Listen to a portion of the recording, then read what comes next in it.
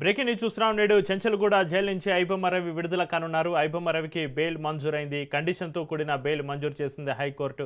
Cinema piracy కేసులో అరెస్టే జైల్లో ఉన్నాడు ఐబొమ్మ రవి. సినిమా పైరసీ కేసులో నవంబర్ 16న అరెస్ట్ అయ్యారు. తన పాస్పోర్ట్ను కోర్టులో హాజరుపరచాలని ఆదేశించింది కోర్టు. అయితే పోలీసుల అనుమతి లేనిదే ఇంటర్నెట్ వాడొద్దని, ఒకవేళ ఇంటర్నెట్ వాడాల్సిన అవసరం వస్తే మాత్రం పోలీసుల అనుమతి తప్పనిసరిని ఆదేశించింది.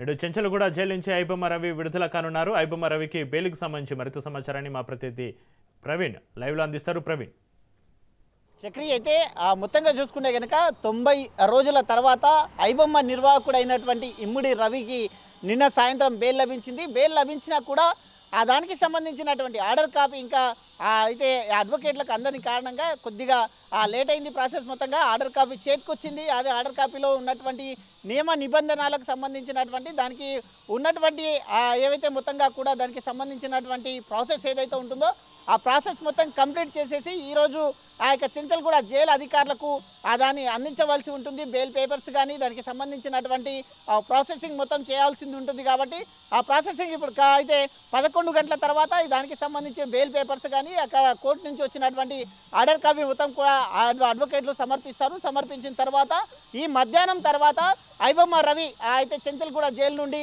విడుదల కానున్నట్టుగా తెలుస్తుంది. అయితే ఇప్పటికే కోర్టు కొన్ని షరతులతో కూడినటువంటి బెయిల్ని మంజూరు చేసింది. రవి దేశం విడిచిపెట్టి వెళ్ళొద్దు అంటూ కూడా కొన్ని షరతు నిబంధనలు పెట్టింది. అదేవిధంగా చూసుకుంటే కనుక తన పాస్పోర్ట్ ఏదైతే ఉంటుందో ఆ పాస్పోర్ట్ను సబ్మిట్ చేయాలంటూ కూడా చెప్పడం జరిగింది. అయితే అదేవిధంగా ప్రతిరోజు పోలీస్ స్టేషన్లో కూడా అయితే సమీప పోలీస్ స్టేషన్లో అటెండ్ కావాల్సి ఉంటుంది. సిసిఎస్ పోలీసులో అటెండ్ కావాల్సి ఉంటుంది.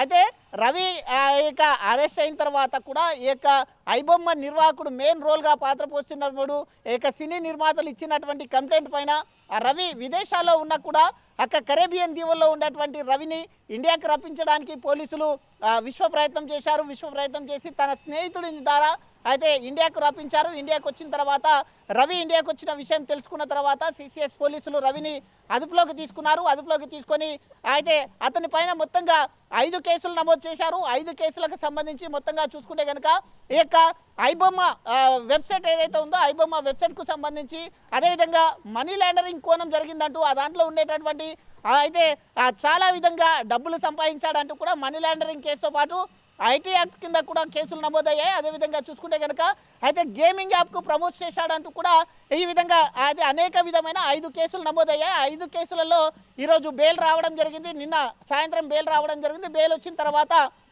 ఈరోజు మరి కాసేపట్లో ఐబొమ్మ రవి విడుదల కానున్నారు. ఈ నేపథ్యం చూసుకుంటే కనుక మొదటిసారిగా అయితే ఈ యొక్క నిర్వహణ మొత్తం కరేబియన్ దీవుల నుంచి జరిగింది.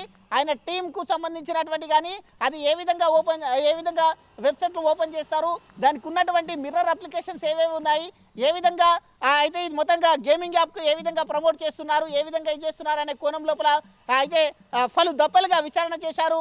కస్టడియల్ విచారణ కూడా చేశారు. దానికి సంబంధించినటువంటి అయితే ఏదైతే హార్డ్వేర్స్ ఉంటాయో అవన్నీ టెక్నికల్ ఎవిడెన్స్ కూడా పోలీసులు స్వాధీనం చేసుకున్నారు.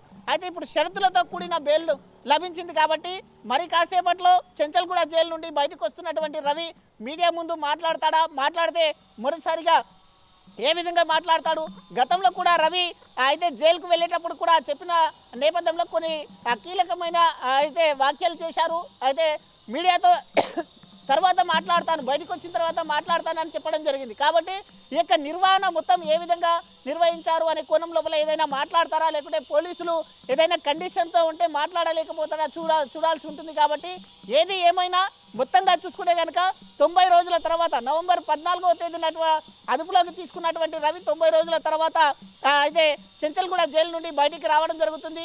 కండిషనల్ బెయిల్ పైన బయటికి రావడం జరుగుతుంది. కాబట్టి అతను ఇంటర్నెట్ యూజ్ చేయాలన్నా కూడా పోలీసుల పర్మిషన్ ఉండాలి. కాబట్టి ఈ నేపథ్యంగా చూసుకుంటే రోజు సిసిఎస్కు అటెండ్ కావాలి, ఇక్కడ ఇంటర్నెట్ యూజ్ చేయాలన్నా కూడా పోలీసుల పర్మిషన్ ఉండాలి.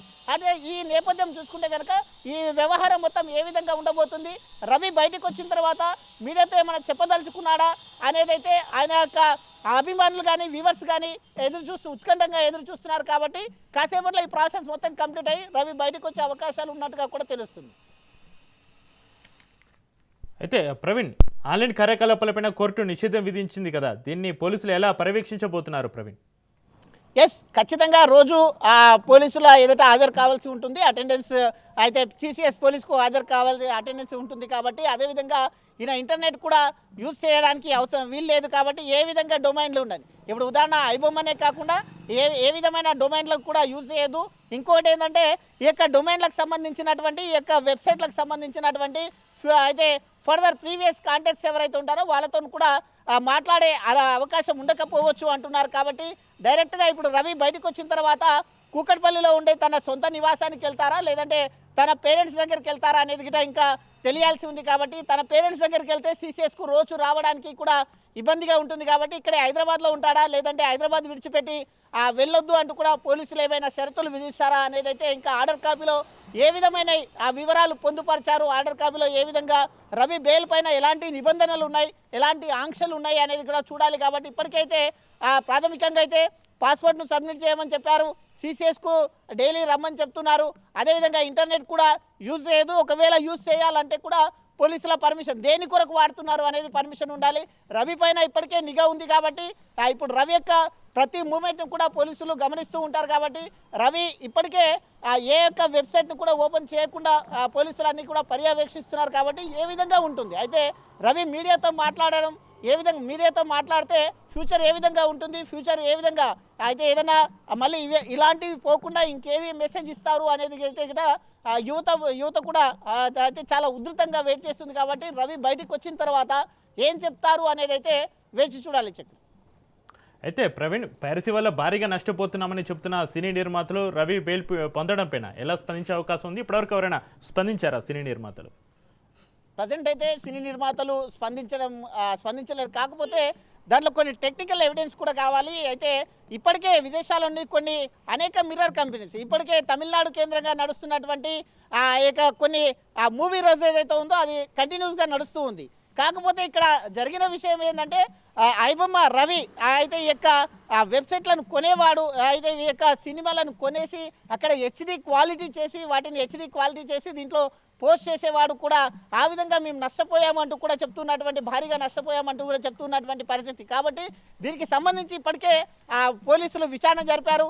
కస్టోడియల్ విచారణలో అనేక కీలక విషయాలు కూడా రాబట్టారు. అయితే గేమింగ్ యాప్కు ఏ విధంగా ప్రమోట్ చేశారు, ఇది కరేబియన్ దీవుల నుండి ఏ విధంగా అయితే ప్రాసెస్ నడుస్తుంది, దీనికి ఉన్నటువంటి ఎంతమంది సభ్యులు ఉన్నారు, దీన్ని ఏ విధంగా నిర్వహిస్తున్నారు అనేది అయితే ఇప్పటికే పోలీసులు కూపి లాగారు. కాబట్టి దీనికి సంబంధించినటువంటి ఈ యొక్క వెబ్సైట్కు సంబంధించినటువంటి అదేవిధంగా దీని మిర్రర్ అప్లికేషన్స్ ఏవైతే ఉన్నాయో దాని మిర్రర్ అప్లికేషన్స్కు సంబంధించినటువంటి అన్ని వివరాలు సేకరించారు.